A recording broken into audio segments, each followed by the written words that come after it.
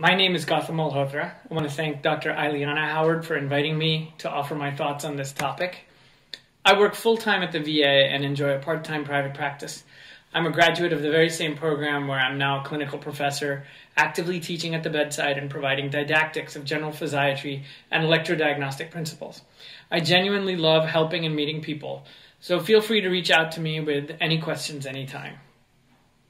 This presentation is about radiculopathy. Let's get one thing that silently frustrates many physiatrists out in the open right now. What does the word radiculopathy actually mean? Technically, it's pathology of the nerve root. But in my experience, the term radiculopathy can mean many different things to different people, depending on the implied context. You may hear people refer to it as a clinical diagnosis or definitive syndrome with a pattern of signs and symptoms. They could mean a specific etiology, such as pinched nerve or a disc. They could be talking about a specific pattern of electrodiagnostic findings or imaging findings. My personal pet peeve is when it's used to refer to a specific region, pattern, or distribution. For example, if my resident says that the patient complained of a radicular pain pattern, to me that implies certainty of pathological diagnosis. I'll ask them to be more descriptive, such as saying neck pain radiating through the shoulders into the second digit. The last relevant academic caveat to share right now is that there is no gold standard for this diagnosis, like there are for some other diseases. If you read enough of the literature, you'll see that diagnostic techniques are compared to each other. They're compared to intraoperative findings or even clinical presentations. Hopefully, I've clarified some things for you rather than just sounding like the crotchety old man in the slide. But when these caveats are out of the way now, we can now discuss the condition the way it generally is with as much specific clarity as possible. There's a lot we could discuss about this topic over a coffee together or in an introductory lecture, but that's not what you guys are here for. I'm happy to share that when offered the opportunity to review the topic of radiculopathy for a board review course, I started from scratch. This lecture and these slides were made just for you and are not a repackaging of lectures given in other contexts. I spent a lot of time thinking about what this audience would need for this half hour. You're either studying for the written or oral exams, or your clinicians here for CME and evidence-based nuggets. For the written and oral boards, I have my own experience as a question writer and oral board examiner, and these have informed these slides. For the CME folks, I have not only reviewed the literature, but also conference lectures and breakout groups from the AANEM and AAP so that you have all of that updated literature. So let's start with the written exam. It is most certainly represented in questions on your exam, but based on my own experience taking the boards and talking to recent graduates, there's probably no tricky questions, and fortunately, they're extremely straightforward. The following examples are available for purchase from the AANEM and will reveal the general types of questions you'll be asked. I highly recommend and encourage joining the AANEM, attending their conferences, and using their excellent materials. The first type of question tests your knowledge of innervation. As you should know by now, roots converge to form plexus elements and peripheral nerves. You'll be tested on the root and nerve supplies of individual muscles and dermatome domains. Although you all have numerous tables on this basic information, I have supplied some bonus slides which might help you look at these from a different perspective. For all of these, I strongly recommend writing the roots or nerves down before submitting the final answer. I wanted to take a moment to clarify the numbering of nerves as they exit the spine. Cervical roots and nerves sit on their lower vertebrae. What I mean by this is, if you look here, you have C5 here and C6 here, so there's a root that comes out in between them. In this neurosurgery image, I basically show you that there's C5 here, C6 here, but this nerve seems to be sitting on the vertebra below. So that's why I kind of think of it as belonging to the vertebra below. So the nerve between C5 and C6 would therefore be called C6. The nerve between C6 and C7 would therefore be called C7. This is the last level where this rule applies. A funny thing happens below C7 vertebra. The nerve is named C8, even though there is no C8 vertebra. So C8 root exits below C7 vertebra and just above T1. And that's why all the thoracic and lumbar nerves come out below their respective vertebrae. You know, when looking at the lumbar nerves, to me, when you look on the side in an MRI, sagittal view, you can see the nerve basically sitting up top in the nerve frame, and it kind of belongs to the one above. So between L3 and L4, it would be named L3. Just helps me. Hopefully it helps you. So that should cover the numbering of roots for you. The board-relevant epidemiology takeaways are essentially these. Number one, it seems to affect men slightly earlier and slightly more commonly. Number two, radiculopathy is not a super common condition when comparing it to other things that we treat, like osteoarthritis, carpal tunnel syndrome, or rotator cuff disease. And number three, no matter what the experience of your mentors or me, C7 and L5 are still officially regarded as the most common levels involved. And that's it for epidemiology. The next most common question I've come across is neuroanatomy, neuroanatomy related. And since this is an anatomical injury, let's go over the relevant anatomy to ensure we're all on the same page. As you know, neurons are cells serving as the structural and functional units of the nervous system, sending messages from one part of the body to another. Structurally speaking, the majority that physiatrists deal with are multipolar. These have variably branched processes projecting in many directions for diversified input that is integrated at the cell body. Bipolar are just in the eyes and nose, while unipolar are in invertebrates. But pseudo-unipolar are really important in radiculopathy. They have two processes which fuse during their development into short common axon, which splits into one branch that terminates in the periphery, while the second branch heads to the spinal cord. This way, stimuli from the periphery bypass the cell body and reach the axon terminal without delay. If we back up and look at the nervous system as being the central and peripheral systems, then everything that's not spinal cord or brain is peripheral.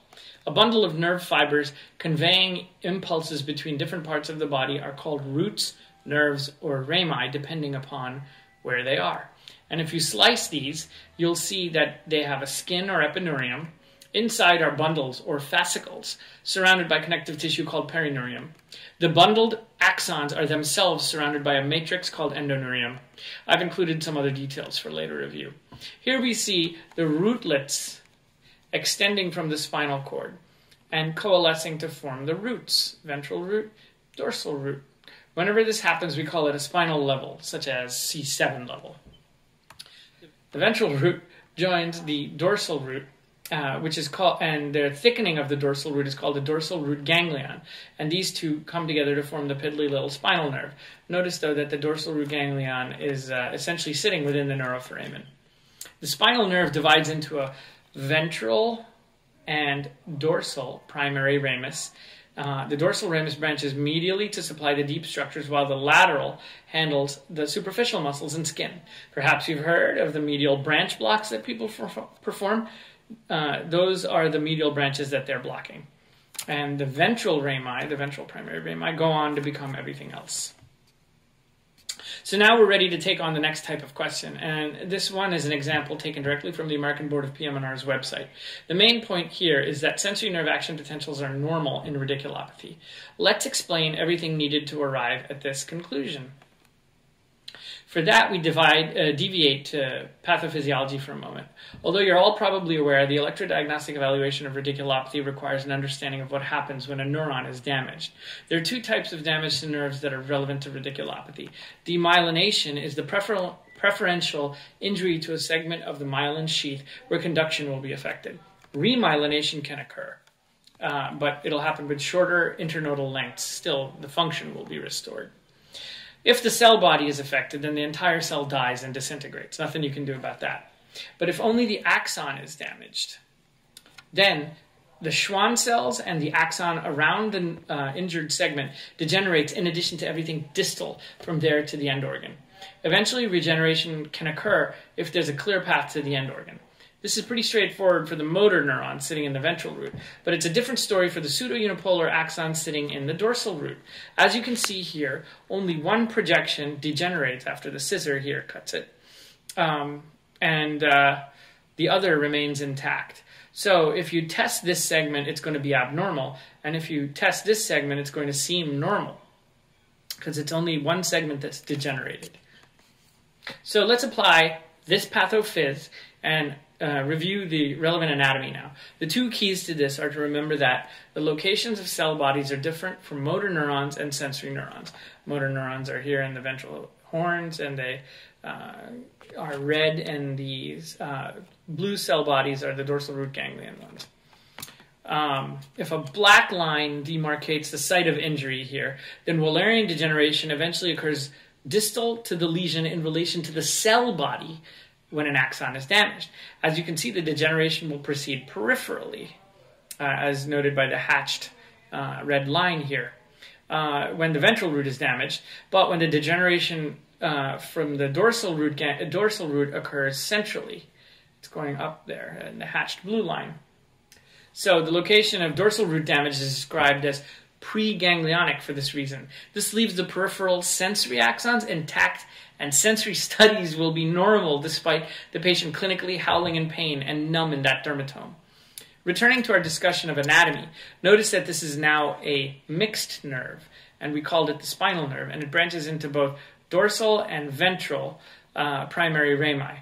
You know, I felt so proud of my my drawing abilities and later found the exact same thing on the Google later, which you can see here. So let's just finish up with the clinical practical aspects of nerve conductions now. Nerve conduction studies in single root radiculopathy are definitively usually going to be normal. I have a bonus slide giving all the reasons for this if you haven't thought about it before. So if nerve conduction studies are normal in radic, why bother with them? Essentially, you're doing them to rule out other things. Since 2005, I've been testing the sural sensory and peroneal motor nerves as the optimal way to screen for distal symmetric polyneuropathy. These two studies, by the way, are almost always normal in lumbosacral radic. So I would have been driving this home with more actual multiple choice questions, but since this is a recording, we'll do this after the recording during the interactive session. With these questions, I've beat it to death that sensories are normal. So the last type of board question that I can offer is regarding the H reflex being mainly mediated by S1. The delayed responses are long pathways, and radics only affect a relatively small part of it, but I felt for completion I can talk about it. The H reflex has modest sensitivities and isn't always present in healthy subjects. It is the monosynaptic electrical version of the Achilles reflex, and it may help with L5 versus S1. To be complete, F waves are another type of delayed response, and they have low sensitivities and specificities and are not helpful for radiculopathy. They're better as a screen for polyneuropathy, such as with GBS. Any issue along the pathway could cause an abnormality anyway, lower utility in radiculopathy. This last slide is just to show you that radiculopathy could be used as a distractor, and you really should know your differential. So, moving on to our oral board examinees, I'm happy to tell you that my informal survey of examinees suggests that it does come up every year as a relevant topic. I would say it's more important, though, to show that you've considered other differentials than just be able to guess that the patient has a radiculopathy. I've helped multiple physicians pass the oral boards after failing. The first thing I do is review the format of the exam. These are timed sections with very specific checklists of questions and statements that accumulate the points needed to pass. You need to keep track of which section you're in because you will not get points for communication during data acquisition, and you won't get points for the differential diagnosis during systems-based practice. So let's start with data acquisition in the context of radiculopathy. The typical patient with cervical or lumbosacral radiculopathy will present with axial spine pain that also has some component of extension into a limb. Many of you will concur that it is usually a deep, poorly localized aching in the shoulder or buttock, and some believe that this may suggest a sclerotomal association. I'll usually have them point to where it hurts, and if palpation hurts them, it's time to think more about your musculoskeletal differentials. There can be seemingly neuropathic symptoms of paresthesias, weakness, and numbness, which may reflect neural hypo or hyperactivity. You hope these will be dermatomal and myotomal, but most patients will not be able to localize with that kind of specificity. Regarding weakness, they'll tell you more about functional deficits, such as inability to stand on tiptoes, catching their foot, or inability to remove their shoe. The time course might tell you something about etiology. Perhaps abrupt onset suggests herniation. Slow worsening may be more consistent with a spinal stenosis. Anyway, all of these symptoms have low sensitivity and specificity for diagnosing a radiculopathy, but you still have to ask all of this stuff during part 1. If you do all of this and only this, unfortunately, you will fail that section. For the oral boards, you need to ask questions related to the differential. You need to ask about other things on the differential. Carpal tunnel, rotator cuff, piriformis. Clinically, not for the boards, the prevalence of MSK findings actually are higher with normal EDX than with radic on EMG. How about physical exam? Definitely perform your screening physiatric exam, which should include neuromuscular and musculoskeletal components. Although abnormal neurologic exam findings are better for predicting who would have a radiculopathy on EMG, many patients with normal examinations have abnormal needle EMG studies, indicating that clinicians shouldn't neglect to perform electrodiagnostic testing simply because the physical exam is normal. It's remarkable that despite the wide use of provocative maneuvers in clinical practice, there is so little evidence to support their actual accuracy. There are no universally accepted diagnostic criteria, and it's not actually clear what a positive test actually means, but we still all do them. And as a physiatrist, I do everything possible to keep my patients away from surgeons, but I will refer immediately if I see any of these red flag symptoms. These are definitely things you should be asking clinically and on the oral boards. So if you suspect a radiculopathy, you need a good reason for it. What are the causes of root pathology? The most common things you'll encounter, if you're lucky, are disc and arthritic issues. Unfortunately, you must consider neoplastic disease, infections like discitis, anatomical issues, and metabolic issues such as diabetes. Practically, disc herniation or spondylotic spinal stenosis is what you commonly face, but you have to keep all of these causes in mind on the oral boards as you're asking questions on part 1, and then later you're offering a differential in part 2. By now you should know that intervertebral discs have 2 components, the tough outer annulus fibrosus and the jelly-like nucleus pulposus. Although it may not be 100% accurate, my patients connect with relating the disc to a jelly donut. The jelly can sometimes squirt out, and oh my goodness, based on the online images for clinicians offering injections and surgery, it's really scary if there's jelly squirting out, right? Look at all this redness here. Ooh, scary. Well, the jelly is constantly squirting out in all of us. I've reviewed almost 100 scientific studies at this point that show a significant number of disc herniations in asymptomatic patients. That means you MRI someone with no pain, and there's a likelihood of seeing a herniation. The percentages are about the same as the age. So 20% of people in their 20s will have a disc herniation, 30% in their 30s, all the way up to 80% in their 80s. One study found 90% in their 20s, but that was a military population. I think it's important for patients to hear this so that they don't fixate on the MRI findings, which unfortunately happens when they meet a surgeon. So on the MRI, there are different categories of disc herniations, which are important for you to know because they carry different clinical prognoses. This verbiage is now standardized by a giant task force and used by everyone the same way after decades of clinicians arbitrarily using various words to describe what they saw. Protrusion is when the jelly has made it out of the dough, hasn't made it out of the dough. Extrusion is when it has made it out, and sequestration is when it's lost connection to the parent disc. In part 2 of the orals, you may be asked for diagnostic testing. X-rays can show loss of disc height and spondylosis, while MRI is an excellent means of identifying structural issues that may cause radiculopathy, such as herniated nucleus pulposus, spinal tumors, severe spinal stenosis at the neck or back, or other mass lesions. Lumbar disc herniation can regress or disappear spontaneously without surgical intervention. There are 3 theories of how this happens. Number 1, the donut sucks the jelly back in. Number 2, the jelly dehydrates, or what's probably happening is that the body gobbles it up. And it's interesting because the worse the herniation, the better the chances it'll disappear.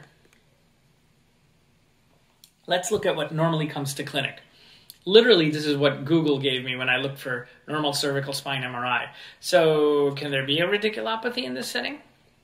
Okay, 2 elephants in the room. The first is for clinicians and the word radiculitis. Is that such a thing? Well, yes, there is excellent research showing that the nucleus pulposus causes inflammatory markers and cascades which likely contribute to the pain seen with disc herniations. And this is in contrast to what we used to attribute it to, mechanical compression. So although I don't use the word in my reports, radiculitis is a real thing and it justifies the various steroid injections performed in this context. The second elephant in the room is how funny the word radiculopathy sounds to our patients. I'll tell them this is called a radiculopathy and it's a ridiculous word. For this slide, I couldn't help myself and had to reference the late 80s sitcom Perfect Strangers, where fresh off the boat, Balki Bartokomous would say, "Of course not, don't be ridiculous." Having addressed disc herniations, let's hit the other common cause of radiculopathy, which is DJD of the spine. Although some textbooks do point out a distinction, most people equate spondylosis and spine osteoarthritis. Very often these changes are seen in asymptomatic spines, which suggests that it may be a normal part of the aging process, gray hair and wrinkles. Regardless, really, it is the proliferative component that is relevant here. And here is a less common depiction of a spine segment from a neurosurgery textbook showing the facet and uncovertebral joints adjacent to the neuroforamen. So it's kind of understandable how proliferation would cause compression of the nerve. So this brings us to a messy term, spinal stenosis. Uh-oh, looks like I'm that crotchety old guy again. As you already know, technically the word stenosis means a smaller diameter. It can refer to anatomic findings seen on imaging. But I hear people referring to it as a syndrome or even a pattern of electrodiagnostic findings. So I tried to clarify some of the terminology with this slide. When talking about spinal stenosis, it can be of congenital or acquired etiology. It can be central or lateral. When it's lateral, there are zones that can be identified to further detail it. These are particularly important for radiculopathy. The syndrome is the unfortunate neurogenic claudication that comes from a complex set of contributing factors. The classic shopping cart sign is that of an elderly person limited by radiating pain while walking erect, but they can tolerate it when leaning forward, such as with a shopping cart. So that sort of covers the differential guiding part 1. In part 2 of the orals, they ask for diagnostic testing. Electrodiagnosis is important to mention for a suspected radiculopathy. As you know, electrodiagnostic medicine involves a composite assessment composed of various tests. We've already discussed nerve conductions. Overall, needle EMG has modest sensitivity and excellent specificity for radiculopathy, and I've included AANEM's Choosing Wisely document to address areas based on the greatest potential for overuse or misuse, as well as relevance for quality improvement. And these were supported by strong evidence-based research literature. Besides confirming clinical suspicion of radic, electrodiagnostic testing addresses the differential and guides other diagnostic testing and imaging. Later, we'll talk about prognosis and treatment.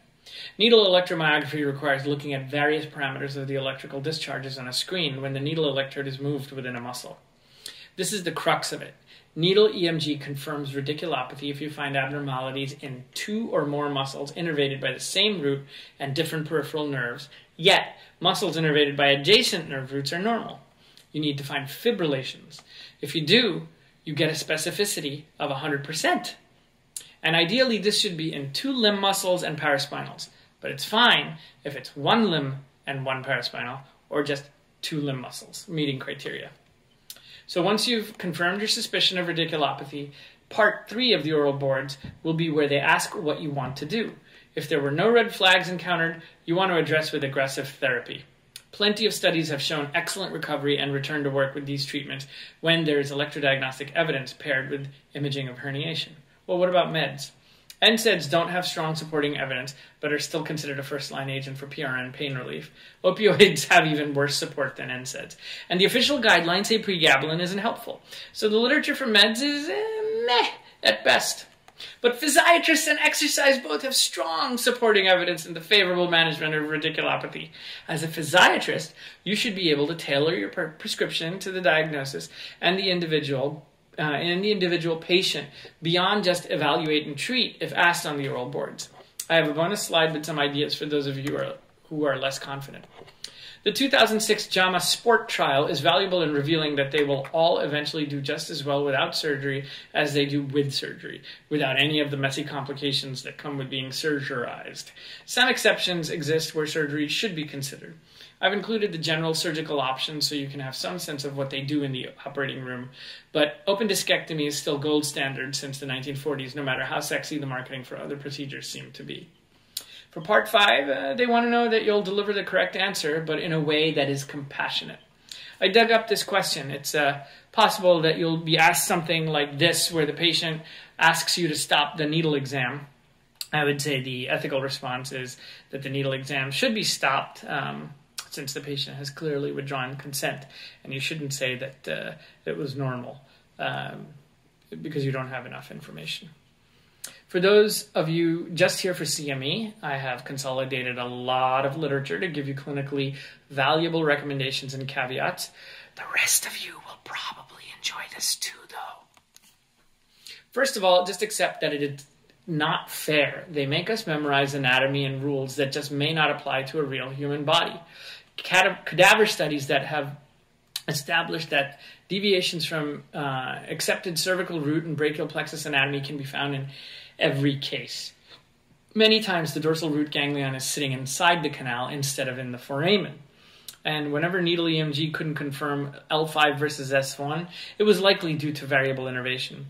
The conus causes all sorts of electrodiagnostic interpretation issues when involved, and finally, all of you know that the dermatomes we learn are estimations.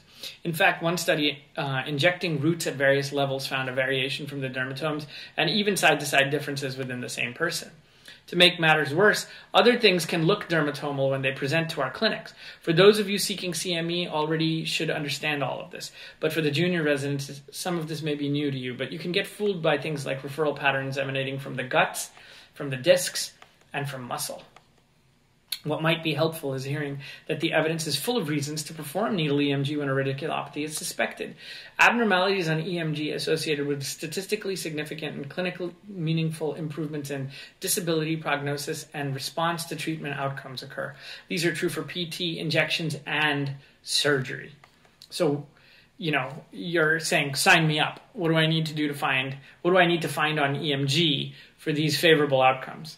Well, if you focus on fibrillation potentials, positive sharp waves, and complex repetitive discharges in a myotomal distribution instead of softer stuff like polyphasics, reduced recruitment, and amplitude, this will optimize your specificity to 100% for radiculopathy. Myotomal means two muscles and could either be in the limb or limb with paraspinals. So how many muscles should I needle before ruling out a radiculopathy? Based on extensive study of the topic, Dr. Dillingham's group has compelling evidence to support 6 muscles, where 1 is the paraspinals. Without paraspinals, it has to be 8 limb muscles to reach the same sensitivity. Here's a simplified version of the algorithm. Timeline is important to keep in mind, and I've tried to stuff all the relevant points into one slide. The main points are the timing of Wallerian degeneration, and then the subsequent collateral sprouting, which will make your fibs disappear. Dr. Kraft demonstrated that fibs can get smaller over time as the muscle atrophies, and there is some controversy about the timing of appearance of fibrillations from proximal to distal. It still gets taught, but I would avoid mentioning this based on what I've read, though. Some caveats about fibs. They can be tough to find if the axon loss doesn't outpace active collateral sprouting, active reinnervation. You won't see them if it's a purely sensory radiculopathy. And then there are times you may not want to hang your hat on the fibs that you've seen because of direct muscle injury, which can cause persistent fibs for a year. And you can see them routinely with upper motor neuron disorders like stroke and spinal cord injury. Also, just make sure that what you're looking at is actually a fib and not a cleverly disguised MUAP.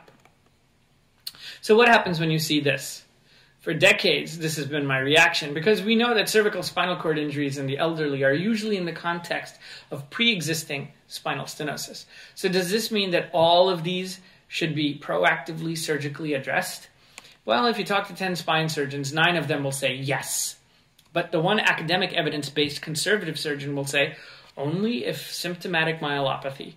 So the answer is find yourself such a surgeon in the community and refer to her for close follow-up over the years if asymptomatic. The literature is very helpful about this topic. If you see central stenosis with radicular symptoms and axonal involvement on EMG, it probably will progress to symptomatic myelopathy eventually.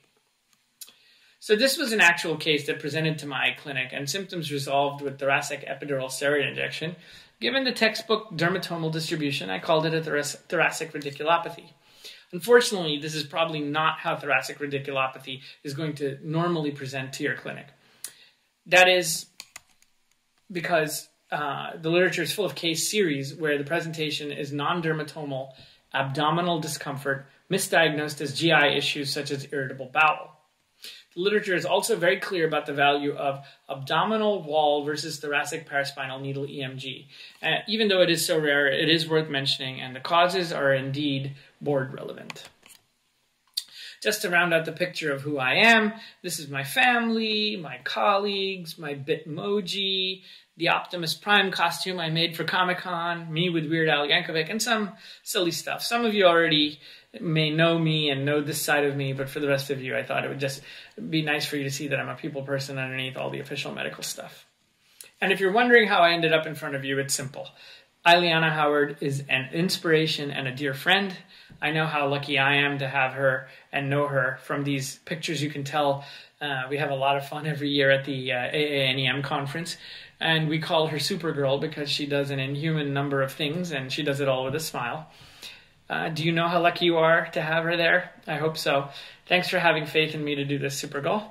This is officially the end of the presentation. I did include numerous slides to complement what you've seen. They are not esoteric, but just beyond the scope of a 30-minute discussion.